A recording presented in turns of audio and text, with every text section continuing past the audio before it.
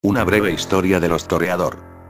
El clan se extendió por todo el mundo antiguo, desempeñando importantes papeles en Creta, Mesopotamia y otras tierras como la antigua Grecia, que albergó la primera concentración del clan, donde dieron origen al establecimiento de la civilización tal y como pensaban que debía ser.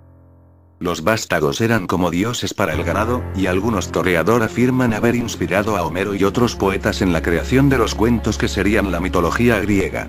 Incluso tras la época de los héroes, los vampiros mantuvieron un importante papel en Grecia, siendo un factor importante en Grecia, siendo los Toreador un factor principal en Atenas, hasta hadas y magos se aliaron allí con la estirpe.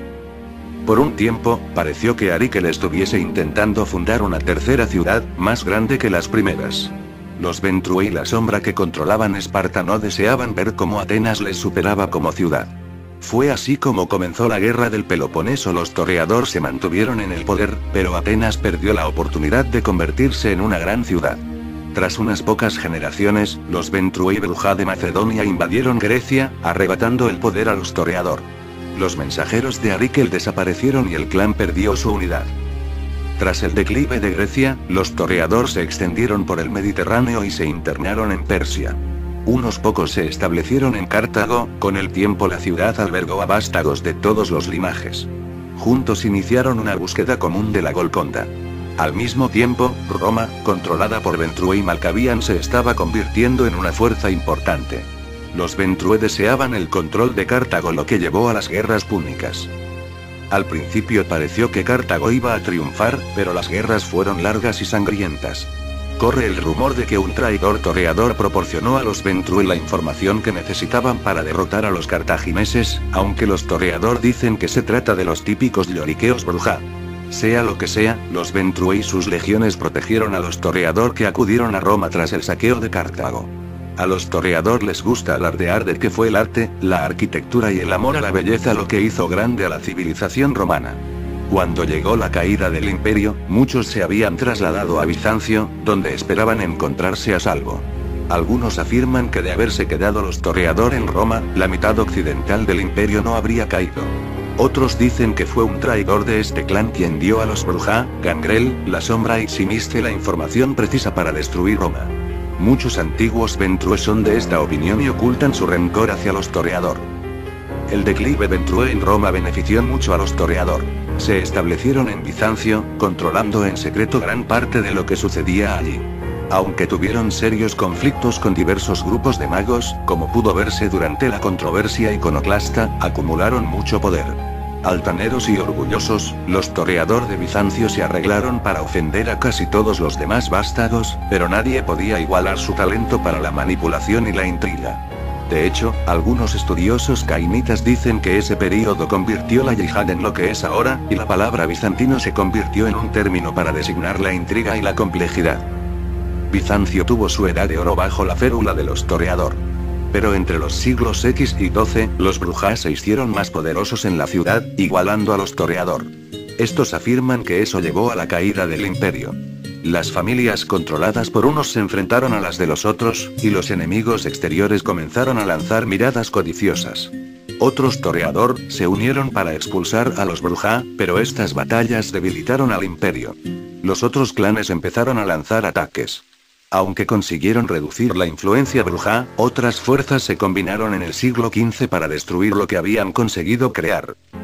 Los Toreador bizantinos se refugiaron en Italia, donde ayudaron a surgir el Renacimiento. Algunos consideran a la Edad Media oscura, pero no fue así. Muchos Toreador fueron al sur y al este, dejando Europa a sus parientes más sofisticados. Las civilizaciones africanas comenzaban a florecer y la cultura islámica alcanzó su cenit durante el siglo IX. El clan ejerció influencia sobre escritores, músicos y arquitectos del Islam. A partir del siglo IX, Europa empezó también a hacerse más confortable. Con el auge de la dinastía carolingia, las artes volvieron a desarrollarse. Unos pocos Toreador, como Callisti y Castillo, volvieron a Europa y establecieron bases de poder político. Desgraciadamente los Giovanni y Ventrue controlaban la iglesia y los Bruja y la sombra el poder seglar. A pesar de todo, el clan consiguió atrincherarse en Europa. A finales de la Edad Media, el clan se centró en la creación de un nuevo arte.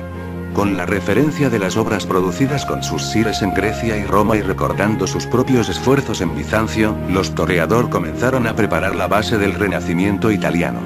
Aunque hubo un renacimiento general en todo el oeste europeo, ninguno pudo igualarse al italiano.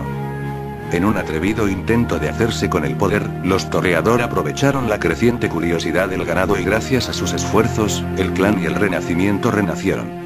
Los que vivieron la época la vieron claramente como una era nueva y mejor.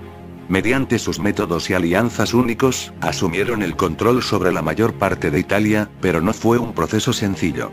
De la misma forma en que conspiraban contra los demás clanes, las rivalidades personales de los Toreador complicaban sus esfuerzos.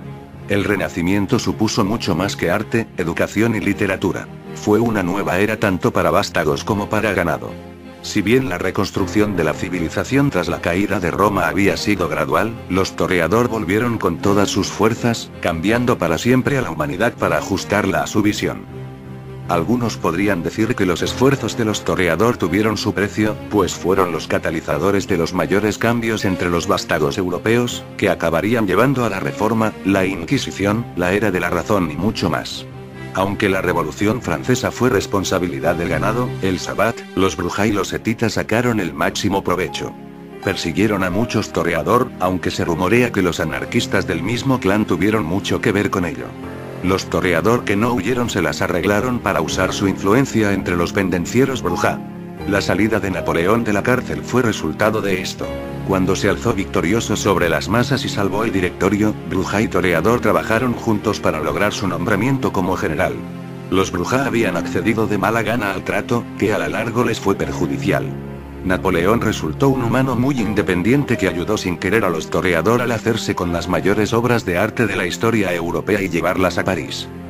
Los demás clanes acusan a los Toreador de haberse vuelto apáticos tras la revolución industrial, aunque tienen un gran poder, raramente lo usan. Los miembros del clan se han centrado una vez más en sus búsquedas del arte y el placer. Algunos dicen que el mundo gótico punk está entrando en una nueva edad oscura. Solo el tiempo puede decir si los Toreador o no capaces de llevar al mundo a un nuevo renacimiento.